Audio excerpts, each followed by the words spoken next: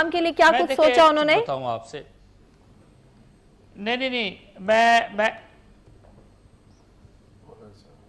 دیکھیں پہلی بات تو یہ آئی وش کہ یہ اگر پاکستان کے عوام کا سوچتے تو آج اس وقت جو حکومت 2 مہینے سے ہوئے آئے تو میرا خیال ہے انہوں نے سر پہ ہاتھ رکھے ہوئے تو شاید وہ نہ رکھا ہوتا. پہلی بات تو میں آپ سے یہ عرض کر دوں، جہاں تک تعلق ہے سبسڈیز کا، سرٹنلی اگر ایک سرٹن لمٹ تک، کوئی ڈگری تک اگر کوئی حکومت سبسڈی دیتی ہے تو بالکل اس کو دینا چاہیے.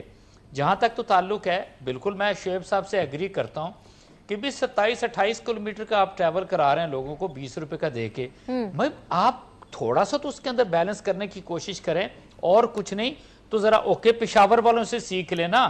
انہوں نے کیا کیا، کسی ایک سنگل پینی کی سبسڈی نہیں ہے جو ان کا پشاور کا میٹرو کا پروجیکٹ ہے.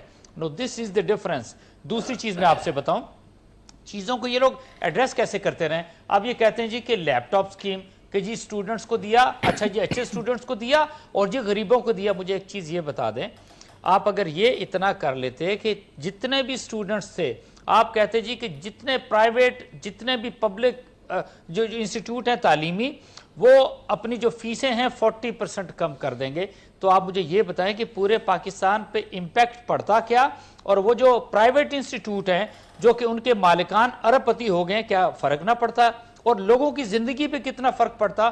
پاکستان کے اندر جو تعلیم اتنی مہنگی ہے اس کے اوپر کتنا فرق پڑتا؟ ایک اور میں آپ سے بات کروں جو فواد چودھری صاحب کا آپ نے کہا ہے، میں ایک ضرور میں کہوں گا کہ فواد چودھری صاحب کے لیے کہ یہ اپنے ضرور فگر ورک کو ان کو چیک ضرور کرنا چاہیے کہ 1 ارب 2 کروڑ کا مطلب ہے کہ سال کے 370 ارب بنتے ہیں، اور 1 ارب 80 کروڑ کریں تو آلموسٹ یہ کوئی 700 ارب روپے بن جاتے ہیں سال کے.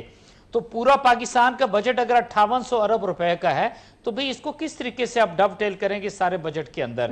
ساہیوال کول پلانٹ کے بارے میں بالکل میں شعیب صاحب کو سیکنڈ کرتا ہوں. ساہیوال کے جو زمینیں تھیں ان کو تباہ کر دیا ہے، وہاں سے لوگ 4 فصلیں لیا کرتے تھے. کول کہاں سے آ رہا ہے؟ ساؤتھ